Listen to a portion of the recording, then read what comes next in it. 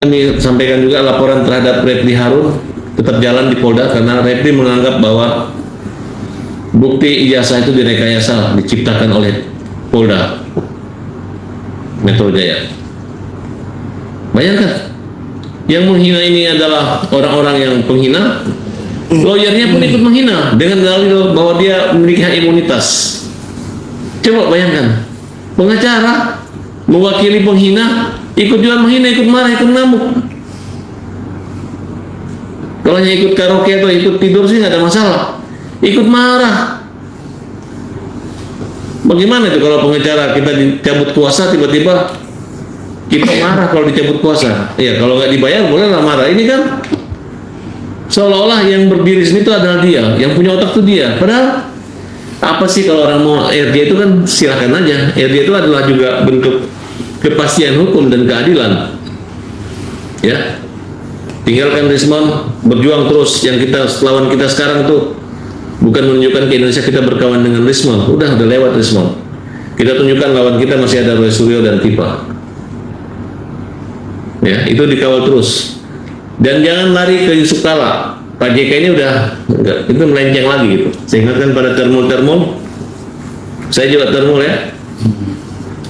Bukan lawan kita hargai. Karena dalam istilah Sirinapati Makassar itu, Bugis, itu menyangkut harga diri. Nah, tapi kan Pak Yusuf Kala nggak ada harga diri yang dihina.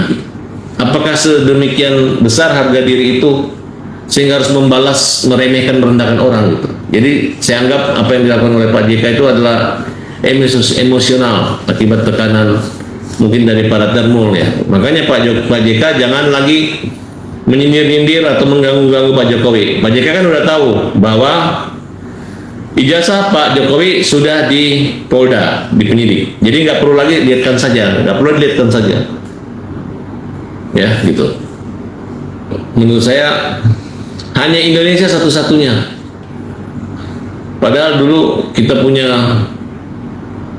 pemimpin-pemimpin besar dulu juga banyak yang nggak sekolah, banyak yang kayak Pak Harto cuman tamat kelas 6 SD bisa jadi jenderal kok, nggak ada yang persoalkan, nggak ada yang bilang Pak Harto itu tidak tamat SMP, nggak tamat SMA, nggak sarjana, nggak ada kok. Ini kok orang sudah berhasil membangun tol laut, membangun jembatan, jalan Sumatera yang membuat tarif angkutan, transportasi pangan, kehidupan kesejahteraan. Yang dulu orang naik mobil ke Sumatera bisa berjam-jam, sekarang berhari-hari.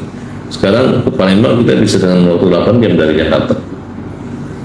Nah, kok dengan prestasi internasional masih dipermalukan, dilecehkan? Yang dilecehkan itu adalah mantan politisi Demokrat yang namanya Roy Suryo, yang juga mantan menteri.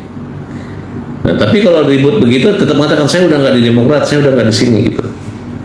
Nah, tiba-tiba sekarang Pak JK masuk dalam kencah permainan ini. Ya karena bagi saya Pak Jokowi itu orangnya pasif dalam hal berbicara, sangat sedikit. Dalam pertemuan kami di Solo, dia minta jangan menyebar berita hoax kalau belum pasti kebenaran.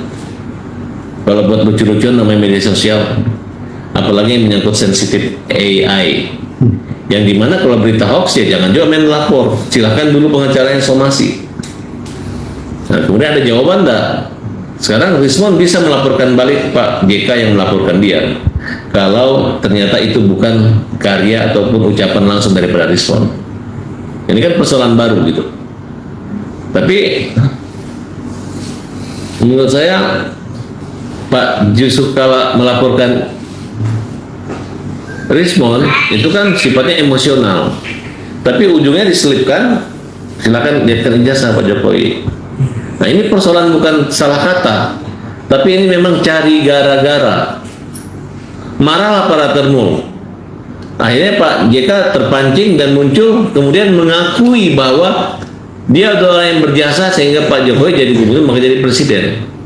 Diklaim seperti itu. Padahal ini adalah negara konstitusi, negara demokrasi, yang dimana demokrasi itu berdasarkan suara terbanyak, suara rakyat. Terkait rekomendasi, yaitu adalah hak Tuhan, bukan hanya hak ketua partai. masalah ada orang jelek, ada orang pendek, ada orang tinggi, orang gemuk jadi pemimpin, itu bukan gara-gara restu satu dua orang, tapi ya karena restu dari ilahi, kemudian dipilih dengan suara terbanyak. Garis tangannya itulah namanya takdir. Nah, sikap sirih napace ini adalah misalnya Pak JK diejek tidak bisa jadi presiden. Jangan marah. Jangan Pak JK mengatakan, memang saya nggak jadi presiden, tapi saya bisa menjadikan presiden. Nah, bukan begitu. Itu adalah sikap yang kita anggap bukan merendah hati, tapi merendahkan orang lain. Gitu. Nah, harusnya kalau dalam sirih napace, silakan. Mungkin Anda lebih hebat, lebih besar dari saya, lebih hebat lah, lebih beruntung dari saya. Itu sirih napace, membesarkan orang lain, tapi dirinya ikut besar. Gitu. Nah, inilah sikap kenegarawanan ini yang harus dimiliki oleh siapa saja. Nah, kalau kalian bertanya kenapa Pak JK tidak memiliki cara bicara begitu, saya pikir wajar-wajar saja, namanya orang emosi. Dia merasa tidak mengenal Roy Suryo, tiba-tiba digosipkan ada uang 50 miliar, wajar saja. Nah, tapi Pak JK juga harus wajar juga kalau para termo. Bukan berarti malah ngejek-ngejek termul lagi kan, kira-kira seperti itu. Nah, disinilah saya katakan dalam diplomasi orang-orang besar, memang kalau saya lihat harus lebih tidak menggunakan tegangan tinggi. Ya. Dan saya ingatkan kepada kawan-kawan saya, jangan juga kita ikut kompor-kompor yang Pak Jokowi di Solo santai-santai saja. Bahkan ketika kita mau somasi Pak JK dan mau melakukan suatu laporan, dilarang sama Pak Jokowi, dan nggak usah. Udah dianggap selesai. Jadi saatnya orang semua marah gitu. Kok bisa-bisa ya ada orang merasa, sedangkan Pak Ibu Megawati aja yang partai jelas-jelas PDIP yang jelas-jelas mungkin anaknya juga ingin jadi wakil presiden, tiba-tiba anaknya Jokowi yang jadi. Nggak ada ngomong-ngomong begitu marah-marah. Dan walaupun dulu pernah dia omongin juga Pak Jokowi itu adalah petugas partai, ya rakyat mungkin memilih petugas partai. Mungkin gara-gara Ibu Mega mengatakan Pak Jokowi itu adalah petugas partai, akhirnya rakyat merasa ini adalah wakil saya yang cocok jadi presiden. Nah, coba kalau misalnya waktu itu Pak Jokowi adalah calon raja partai, mungkin nggak ada yang milih. Ya kan, kalimat-kalimat merendah itu kadang-kadang membesarkan gitu. Tapi kalimat-kalimat yang merendahkan orang lain, Pak Jokowi bisa makin besar. Nah, jadi gini, kalau kita sirih napace itu adalah bagaimana kita bisa menghargai kehormatan orang lain, jangan sampai orang lain itu merasa direndahkan oleh kita. Misalnya begini, oh dulu Pak JK pernah Pak Jokowi soan, pernah dia sungkem. Oh, itu adalah bentuk daripada kesederhanaan, kerendahan hati daripada Pak Jokowi. Bukan sebaliknya. Oh, dia dulu datang ke rumah, dia dulu cium tangan saya, dia tuh dulu sungkem sama saya. Kalau nggak dia nggak jadi, gara-gara saya dia jadi. Nggak seperti itu. Itu bukan namanya sirih napace. Sirih napace. Justru Pak Jokowi sirih napace. Hadapinya bukan dengan cara mengecilkan kembali Pak JK, tapi dengan cara ya Bapak negarawan, Bapak orang besar. Itu sirih napace. Akhirnya masyarakat mengatakan bahwa harga diri itu adalah bukan ketika merasa mulia di hadapan orang lain, tapi ketika memuliakan orang lain. Nah, ini yang dimiliki oleh Pak Jokowi. Kita tidak boleh cemburu. Saya cemburu dengan sikap yang dimiliki Pak Jokowi, nggak bisa saya miliki. Karena beliau memang wajah, penampilan wong cilik, kepemimpinan dan keputusannya juga wong cilik. Jadi di partai manapun Pak Jokowi tetap orang berpikir bahwa dia tidak akan berubah.